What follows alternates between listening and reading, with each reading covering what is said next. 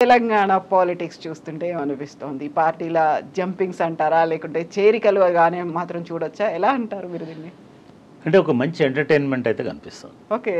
అంటే జనరల్గా పాలిటిక్స్ అంటే గంభీరంగా ఒక ఒక రకమైనటువంటి రాజకీయ అవగాహన ఉన్నటువంటి వాళ్ళకే ఆసక్తి ఉండేటువంటి ధోరణి ఉండేటిది.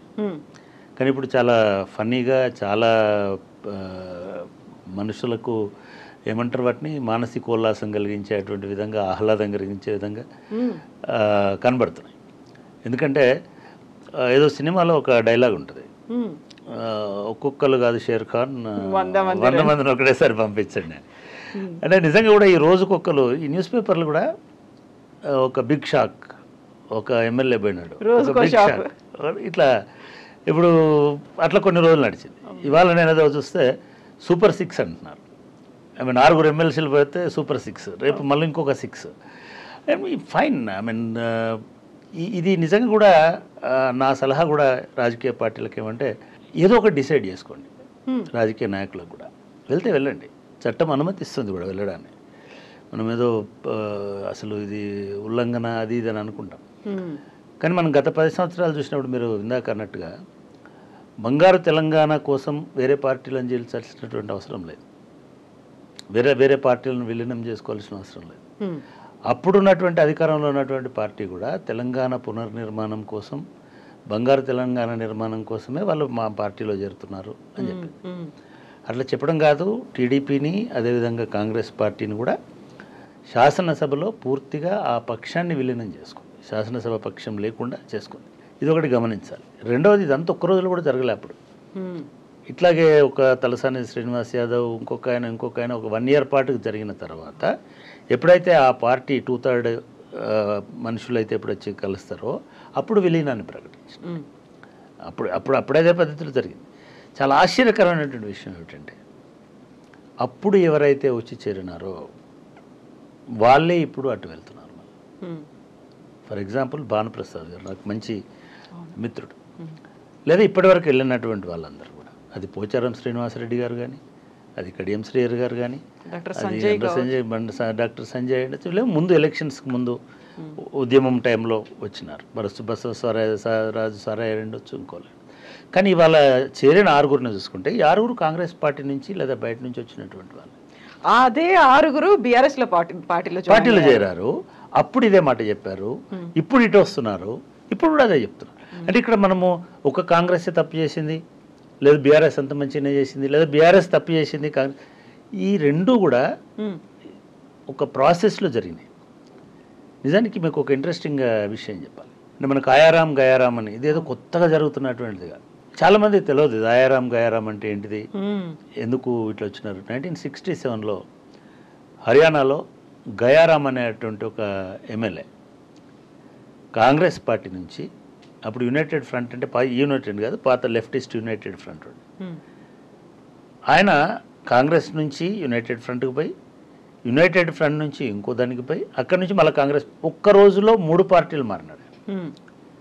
ఒక్క రోజులో కనీసం మార్నింగ్ డే లైట్ నుంచి డే లైట్ అయిపోయింది, ఫ్రమ్ డౌన్ టు డస్క్. దాన్ని అధిగమించి రాత్రి 1 గంట కూడా చేరుతున్నారు ఇప్పుడు పార్టీలలో.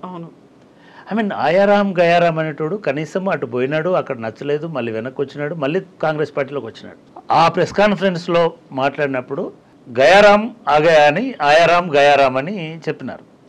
సో ఆయన పేరు గయాలాల్. సరే, ఇది జరిగి అప్పటి నుంచి ఆ ట్రెడిషన్ వచ్చింది. బట్ రాజీవ్ గాంధీ గారు 1985లో రాజ్యాంగంలో 52nd అమెండ్మెంట్ అనుకుంటాను, దాన్ని చేసి ఒక పటిష్టమైనటువంటి వ్యవస్థ ఉండాలి, అది స్పీకర్ ఆధ్వర్యంలో ఉండాలి. స్పీకర్ గారు ఇట్లా పార్టీలు మారేటువంటి వాళ్ళని కట్టడి చేయగలగాలి, ఆయన మాటే శాసనంలాగా ఉండాలి. నిజానికి అది వాస్తవం. అసెంబ్లీ సభ్యులకు సంబంధించి, అసెంబ్లీ ఆవరణకు సంబంధించి బయట చట్టాలు పనిచేయవు. స్పీకర్ నిర్ణయం మీద మళ్ళీ కోర్టుకు వెళ్ళొచ్చు, లేకపోతే ఇంకోటి చేయొచ్చు, కానీ స్పీకర్ నిర్ణయాధికారాలను కోర్టు ప్రశ్నించదు. ఆ చట్టము 10th షెడ్యూల్లో కూడా చేర్చి దాన్ని ఒక కాన్స్టిట్యూషనల్ మ్యాండేట్ ఇచ్చినారు. కానీ దురదృష్టం ఏమిటంటే మన స్పీకర్లు కాన్స్టిట్యూషన్ను కూడా తుంగలో దొక్కేటువంటి విధంగా ప్రవర్తిస్తున్నారు. రీసెంట్గా సుప్రీంకోర్టు ఒక వార్నింగ్ ఇచ్చింది, ఒక రకంగా ఒక సున్నితమైన హెచ్చరిక చేసింది. 3 నెలల్లో మీరు ఏదో ఒక నిర్ణయం తీసుకోండి అని చెప్పింది. గతంలో బీఆర్ఎస్ హయాంలో ఉన్న స్పీకర్ దాన్ని పాటించలేదు. కోర్స్ ఈ సుప్రీంకోర్టు చెప్పింది, మొన్న చెప్పింది, కానీ చట్టం ఉన్నది 85 నుంచి ఉన్నది. దాన్ని ఏమాత్రం అసలు నా డౌట్ ఏమంటే స్పీకర్లు చదువుతారా, చదివే అవగాహన వాళ్ళకు ఉందా, చదివారా ఎవరైనా స్పీకర్లు, చదివి మాట్లాడతారా అని కూడా నాకు అనిపించదు. కానీ అదొక ట్రెడిషన్ లాగా, అంటే మారకపోయినవాడు చేతగాని వాడిలాగా ఉండేటువంటి వాతావరణం నెలకొంది. ఇది రాజ్యాంగ విరుద్ధం, రాజ్యాంగానికి విరుద్ధం. అది కానీ ఎవరు నిర్ణయం తీసుకోలేదు రాజ్యాంగ విరుద్ధమని?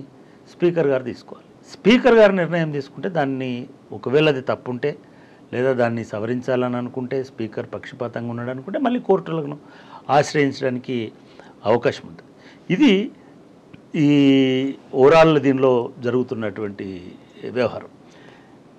దీన్ని ఒక మైండ్ గేమ్ లాగా లేదా దీన్ని ఒక పార్టీగా బలపడడానికి, వ్యక్తులుగా బలపడడానికి వాడుకుంటూ ఇది ప్రజల విశ్వాసాన్ని లేదా ప్రజలు ఇచ్చినటువంటి తీర్పును అపహాస్యం చేసేటిదే తప్ప దీన్ని మనం ఇంకా అందుకే జనం కూడా చాలా ఆసక్తిగా ఎవడెటు పోతాడు, రేపెవడు వస్తాడని చూస్తున్నారు.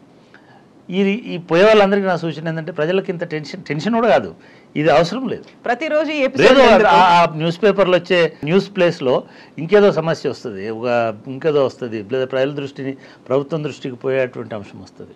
కాబట్టి అంటే ఇది ఒకళ్ళకు నష్టమో ఒకళ్ళకు లాభం అనుకోవడానికి లేదు. గతంలో నష్టపోయిన వాళ్ళు ఉన్నారు, లాభపడ్డ వాళ్ళు ఉన్నారు. ఇప్పుడు పోతున్న వాళ్ళందరూ కూడా మరి రేపు ఎన్నికల్లో లాభపడతారా, వీళ్ళకి అదే దొరుకుతుందా అనేది సంబంధం లేదు. కాకపోతే ఇవాళ ఇట్లా వెళ్తున్న వాళ్ళందరికీ కూడా, అందరికీ నేను మళ్ళీ చెప్తున్నా, ఏదో ఒక ప్రయోజనం, ఏదో ఒక హామీ, ఏదో ఒక రకమైనటువంటి అధికారం ఇవి ఖచ్చితంగా ఉంటాయి. కాబట్టి వాటి కోసమే పోతారు. సరే, అది పార్ట్ ఆఫ్ గేమ్. ఇప్పుడు నడుస్తున్న పాలిటిక్స్లో అట్లా. సో ఇప్పుడు అదంతా బీఆర్ఎస్ గతంలో కేసీఆర్ ఎంకరేజ్ చేసినందువల్ల వచ్చినటువంటి పరిస్థితి. ఆ ప్రతిపక్ష హోదా లేకుండా విలీనాన్ని చేయడం వల్ల అప్పుడు పార్టీలు నష్టపరిచే ఉద్దేశంతోనే కేసీఆర్ ఆ పని చేశారు అనుకున్నప్పుడు సేమ్ రేవంత్ రెడ్డి కూడా అట్లా అనుకోవడానికి లేదు. నేను కేసీఆర్ చేసినాడు అనేది కూడా తప్పు. కేసీఆర్ బొటాబొటిగా 15 మందినో 12 మందినో గెలిపించుకుంటే రాజశేఖర రెడ్డి 10 మందిని తీసుకోలేదు దాని నుంచి. సంఘాన్ని ఎవరు సత్యనారాయణ రెడ్డి రకరకాల వీళ్ళందరినీ తీసుకున్నాడు కదా, అప్పుడు వీళ్ళ పార్టీని చేర్చలేదా? ఇవన్నీ పక్కన పెట్టండి, ఇందిరాగాంధీని చీల్చలేదా? ఇండియన్ నేషనల్ ఆమె ఎమర్జెన్సీలో ఓడిపోయి అవమానకరమైనటువంటి స్థితిలో ఆమె మొత్తం రాజకీయాల నుంచి విరమించుకోవాలనుకున్నాను. ఒక పాడ్కాస్ట్లో మేనకా గాంధీ నరేషన్ ఉంటుంది, ఇంటర్వ్యూ ఉంటుంది. ఆమె ఎంత అప్పటి సినారియోని ఎంత ఇదిగా చెప్పినారంటే, కొన్ని రోజుల పాటు ఆమె వెలుతురు చూడలే ఇందిరాగాంధీ. ఆమెకి ఒక భయంకరమైన అవమానం అది. సంజయ్ గాంధీ ఓడిపోయినాడు, ఇందిరాగాంధీ ఓడిపోయినారు. సరే, పార్టీ కొంతమంది గెలిచినారు, 50 మంది 60 మంది గెలిచినారు. ఒక 10-15 రోజులు ఆమె బయటికి రాలేదు. రూమ్లో కూడా లైట్లు లేకుండా ఉండేది. ఒక్క మనిషి లేడు ఇంట్లోకి. మేము ఇంట్లో